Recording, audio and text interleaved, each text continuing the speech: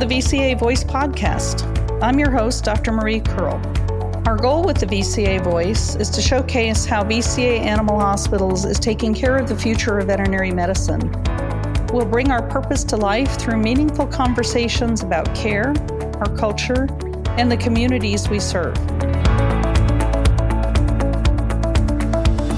On today's episode of the VCA Voice podcast, I'm pleased to welcome Dr. Michele Chin. Dr. Chin is an emergency doctor and intern director at VCA Emergency Animal Hospital and Referral Center in San Diego, California. The VCA Emergency Animal Hospital and Referral Center is sometimes called VCA EAHRC, or more commonly known as Hotel Circle, given its location in San Diego.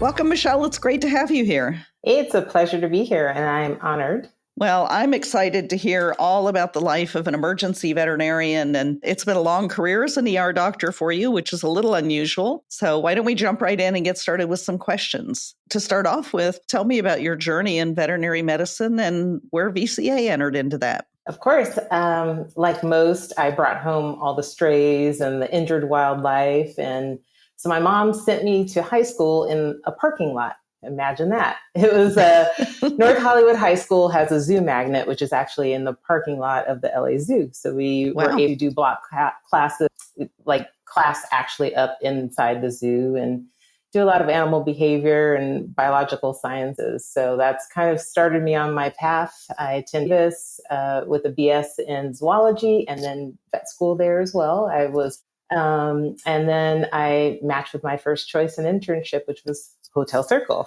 That program sounds amazing. Do you know if it still exists? It does. I actually looked it up last night. It does actually still exist. I am hoping that they are a little bit more modernized. We had like bungalows in the parking lot, so maybe they actually have real structures. I'll have to go back and visit. So you joined Hotel Circle as an intern, and have you just stayed there since then? Yeah, we have been in that building since 1972. So it was the first emergency hospital in San Diego. So when I started my internship, it was not a VCA. We were acquired halfway through. It's opened up so many opportunities. After my internship, I went to Los Angeles for a very short time and just at TLC in Hollywood. Mm-hmm. As well as TLC.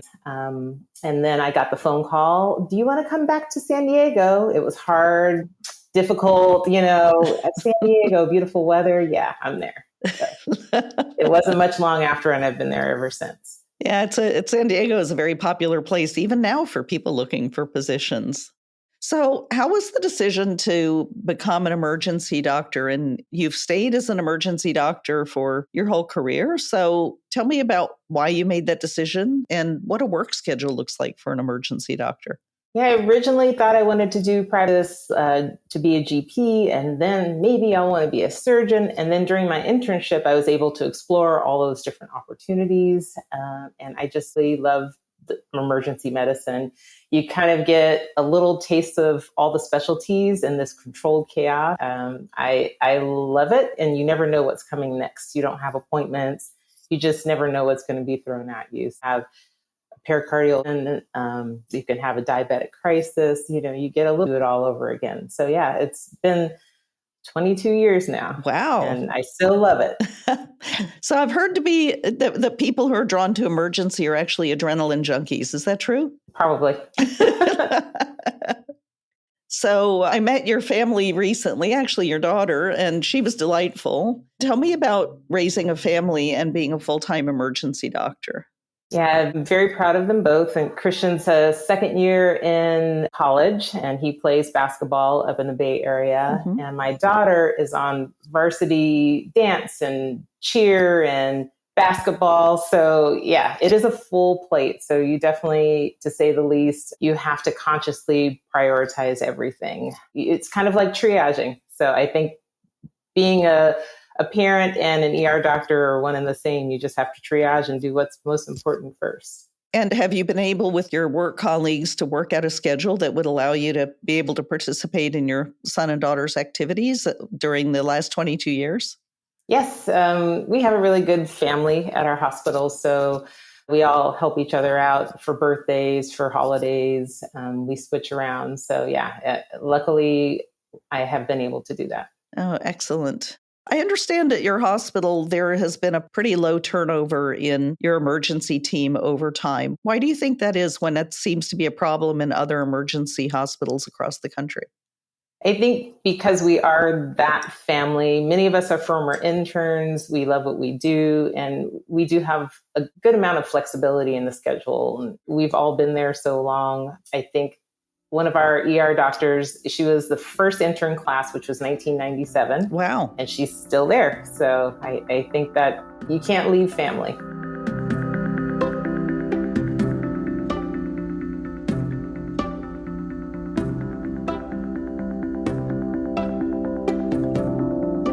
Can you tell me some of the great things about practicing emergency and also some of the hard parts? Well, there's always something new, like we talked about, something different every day. You never know what's going to come in. One of my favorite stories is when the fire department brings in this cast iron sink with a doxy stuck in the drain. So the doxy decided he wanted to go get some treat at the bottom, and they had to cut the sink out and bring the dog in. So it's always something That's new. crazy. I've never heard, well, I've owned dachshunds, so it doesn't surprise me, but I would never believe that something like that would happen. Oh, it's highly entertaining. But, owners are just very grateful and comforted that someone's there at 2:00 in the morning to help them through whatever crisis they have. Mm-hmm. Just like in human medicine, we do have very difficult times. We just had a police canine come in a few weeks ago that was DOA after a shooting in the line of duty. So, those are always very emotional, and everyone involved did their best to save him. But sometimes we don't have the best outcomes. Yeah. How important is the team in your hospital, both the animal care team and the upfront staff? Do you have any shout outs for anybody in particular? Oh, a shout out to the whole team, as we talked about. Our family is amazing. We all help each other out. There are times where I'm answering phones when the front desk staff is busy. There are times we're all cross-trained, so the front staff comes back to help us care for animals. So it's pretty amazing, especially when it's late at night. There's only, so many people in the hospital, but we get it all done. We all go above and beyond to do what's best for our patients and ensure their comfort. Our staff is amazing at identifying even the most minute changes and notifying us so we can just provide the best care for them. So I am blessed and so thankful to have such a great team. Yeah, that aspect of nursing care, I think, is what a lot of clients don't understand. And the veterinarians, the responsibility is to examine and diagnose and treat, and really having that great quality nursing staff with credentialed veterinary technicians and assistants who are laser focused on the patient and how they're doing is invaluable. Mm-hmm. And having the front staff who is comforting the clients as we try to care for the patients in emergent times is also invaluable. I must say, I've done every job in the hospital, from kennel aide to veterinarian to intern director, and being a CSR is one of the hardest jobs there is. You have all different kinds of clients and different emotions going on, and they are amazing at helping us get everything done. Now, since most of the patients that you see have a primary care veterinarian, what is that intersection in providing care and being a team member with the primary care veterinarian who has the lifelong experience with that pet? How do you work through those? Yeah, we are very blessed as well. Our area primary care doctors provide such excellent medicine. They are able to pinpoint and recognize disease early and in their preventative care process. We have a lot of longevity, part of which is probably because we're in San Diego. So we know our community veterinarians pretty well. And so usually it's like only a text away. Many of them are actually our former interns. Oh, wow. So they just text us, hey, this is what's going on. Can you help us out? Of course. And it makes it seamless, and it helps us to provide the best care for our patients. Now, during COVID, everything got really, really busy in veterinary medicine. How did you and your team weather that storm? Yes, it did get extremely busy, and we had a good complement of veterinarians. We are fully staffed, so that allowed us to see a lot of patients. Unfortunately, our wait times were a bit longer, but we were able to finally figure out the best way to help patients. Instead of having clients wait in their cars, we would, just give them phone numbers and, ways to contact us and allow them to go home, especially if their patient wasn't critical. Sometimes the wait times were very long, but luckily we got everything taken care of and were able to get the patients cared for. And it was stressful, but we survived. Where emergency, I realize, is never normal. Are you back to a more, I'll say, a reasonable cadence of cases? It is becoming a lot more reasonable, and we are able to see with the opening of urgent cares, we are able to actually send some of the cases to urgent care, which do not necessarily need emergent care. And there's recently a VCA urgent care hospital that opened in your area, as I recall, in the last couple of weeks. Is that correct? Yeah, I believe Mira Mesa opened recently. So that has definitely helped. And, it goes both ways. When they see cases that need further care, they're able to transfer those cases to us. We realize when a pet has an ear infection or something that is not life-threatening, it's still, they're in discomfort. They have a urinary tract infection, but we aren't always able to accommodate that depending on our load and critical cases. So, urgent cares have been invaluable to this process and have fulfilled that niche that was so necessary. Oh, that's wonderful. I'm really happy to hear that. Do you have any favorite patients? Anyone that stands out to you? Oh, there's other than the dachshund in the sink. There's been so many over the years. I think our critical care patients, the ones that are with us for a few weeks, are the ones we tend to fall in love with. We've had a couple burn victims that have been there for a while. Wow. The most recent critical care one was another doxy. Imagine that, with bradycardia. His bradycardia was so severe, a few of his organs actually were starting to get upset. So He ended up with pancreatitis and diabetes and acute kidney injury. But he was just the best patient the whole time, never complained about anything. We had to put a temporary pacer in and ask him not to move, which was not very easy. But he survived and he ended up going home. Yep. It's not easy to ask a dachshund to not move. I've had 4 of them over time, and they're absolutely wonderful little dogs. And if there's trouble to be found, they'll find it. Yes. So emergency work is very stressful. What are some of the ways to de-stress to make the position manageable and be engaged in it for an entire career as you have?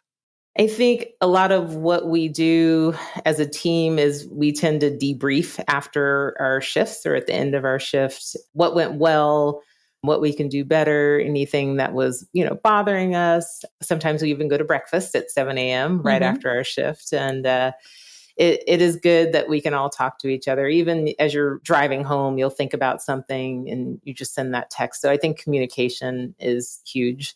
And laughter in the middle of the chaos. We kind of have to laugh while we do it and smile while we do it and just get it all done. How can clients best prepare for the possibility of an emergency visit, given that visits are always going to be unpredictable? Oh, yes. I think being an educated pet owner can help prevent some emergencies like lily toxicity, grapes. Sometimes we have clients that accidentally, unknowingly give their pets human medication. So education is key. And of course, pet insurance. I have it for my own pets. You never know. And just having an action plan. As I tell my daughter, rule number 1, stay calm. Don't panic. So, and, have your ER phone numbers programmed into your phone, and we can help walk you through things.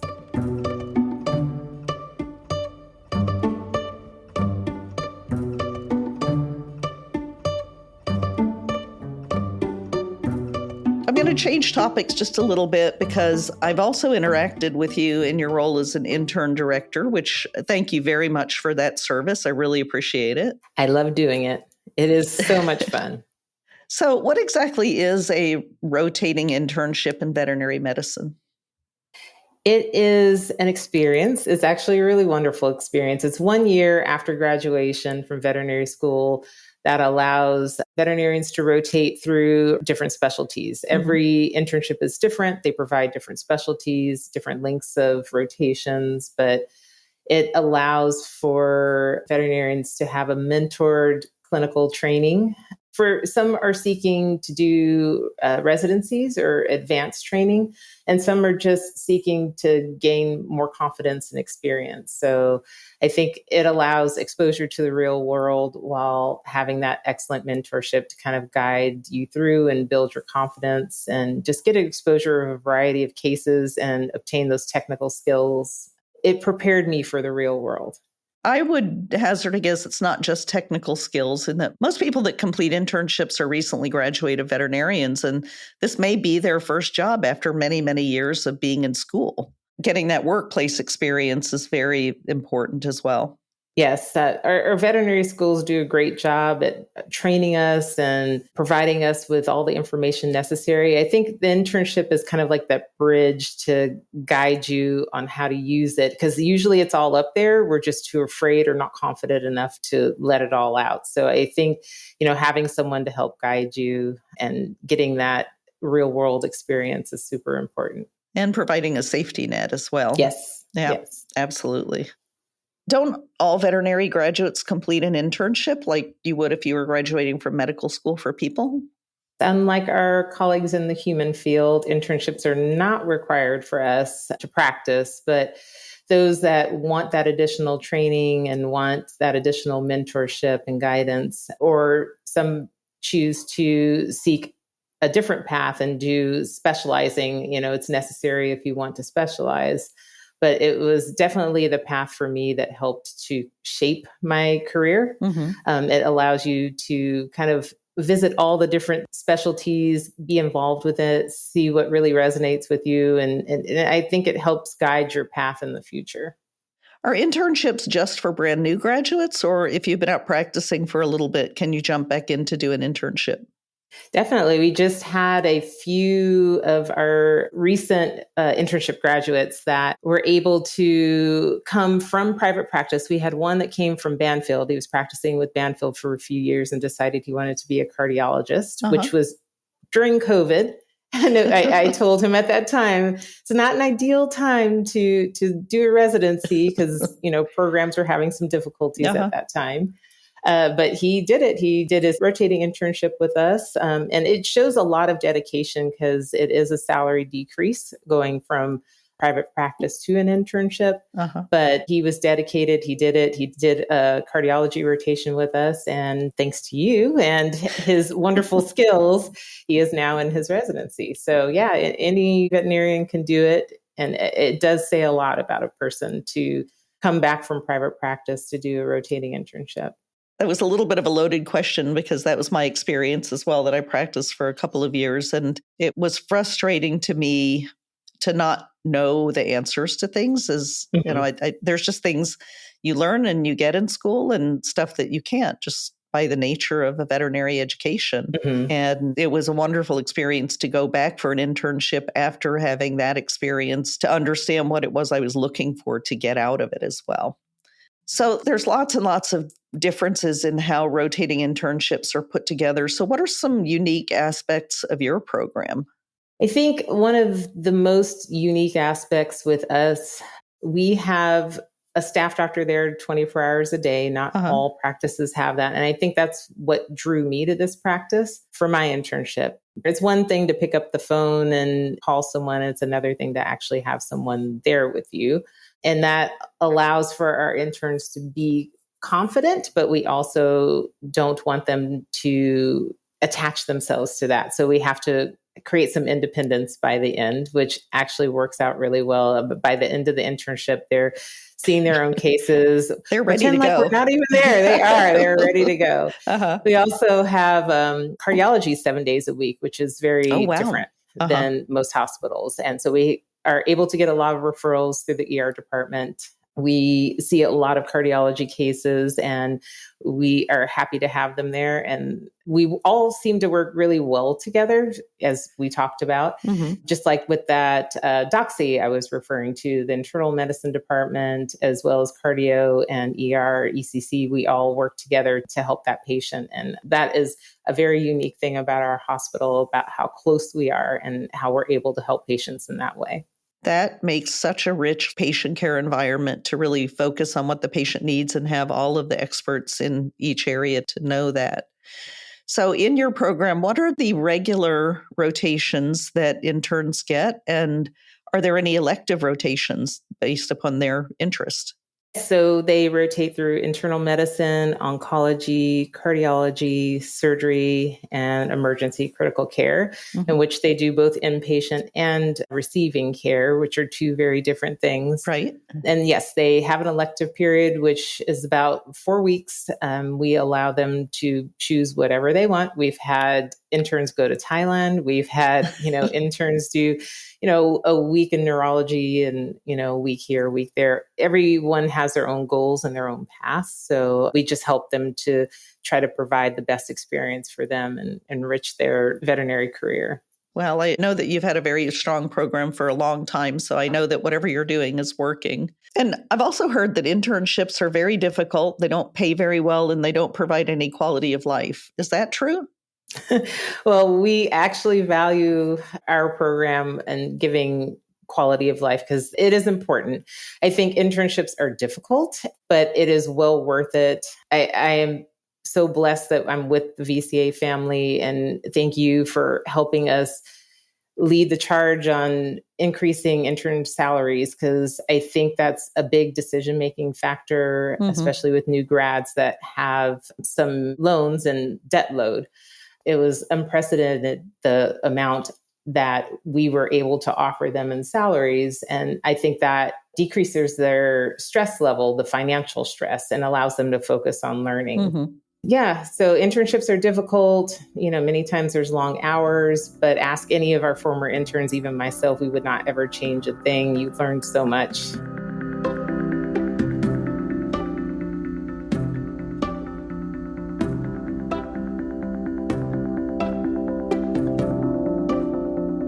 So where do your interns go after they finish their program, and do they all become specialists? Oh, the beauty of veterinary medicine, as we know, is they can go all different directions. We have one doing a PhD at Stanford right now. Wow. Former intern at SeaWorld and Shed Aquarium, at UC Davis in internal medicine. They're kind of all over. I would say about 40% do general practice. We have about 40% that do specialty. We have quite a lot that like to go into zoo med for some reason. It is the new trend. If you've ever seen the zoo on Animal Planet, Dr. Rivas is on there. She is a zoo vet and does a great job. I watched one episode where she was a venomous snake. I think it was a rattlesnake. Wow. Had a fungal disease, and they were putting it in a tube and giving it medication. I don't know. They're braver than I.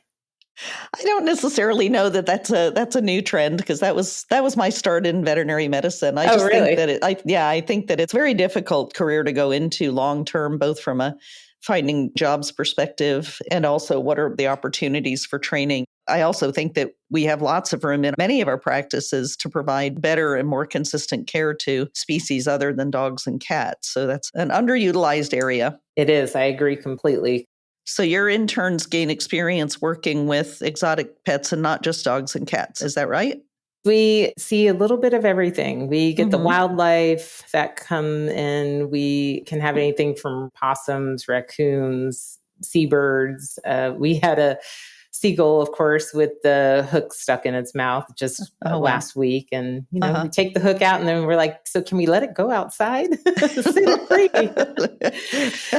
So, yeah, and especially in San Diego, we do have, quite a few pet owners with rabbits, chinchillas, and snakes. And we are one of the only hospitals that will see them in the middle of the night. So, yes, it is definitely a niche. And our interns, some interns love it and some interns are a little, afraid, but we have great staff that help us all through it. What brings you the most joy in your role as a clinical educator? Just watching the interns just gain confidence daily. I've seen quite a few blocked cats in my career. They see a blocked cat and their enthusiasm and excitement, and they're just so grateful that you're there, just mentoring them through it. And there's nothing like watching and being a part of that. Oh, I completely agree. I found that clinical teaching actually kept me young and excited about those things that become routine over time, and even as an emergency doctor, and you're able to see things through their eyes. Yes. What about that overlap period between the interns that are leaving and the new ones coming in? Describe that to me. Yes, the new ones coming in always mention to me, I can't believe how confident, the graduating interns are. I want to be like that. And it's like, yeah, in about 10 months, you'll be right there. And it is quite a transition because it's hard to see sometimes when you're in it. But if you take a step back and you think about how they were at the beginning of the internship and where they've come and how far they've come, it is very satisfying. You said that your hospital had been in its original building, I think, since 1979. And I understand that there's a new building on the horizon. How's that project going? There is a new building on the horizon, a little slower than we anticipated with the city permitting, but it is exciting and kind of scary. We've been there for a long time, but it is coming along. And I think next year we will be in the new building and have the ability to have more specialties and offer more to our clients. So it's exciting.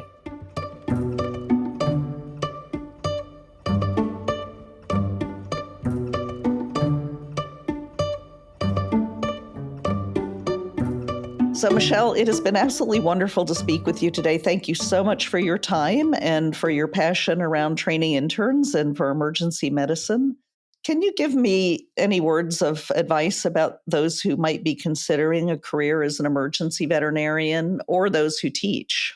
Yes, come spend time with us in the ER. It is it is fun. It is interesting. You will never get bored. I think that important things to remember, rule number 1, don't panic.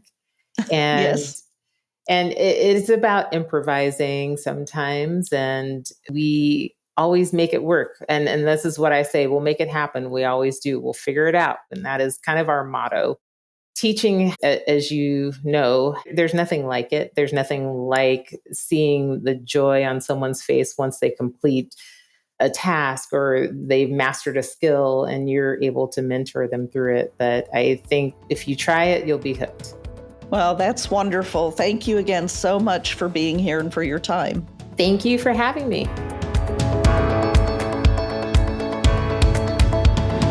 Thank you so much for listening in. If you enjoyed today's episode, please consider subscribing. Don't forget to leave a review to let us know your thoughts and share the episode with friends.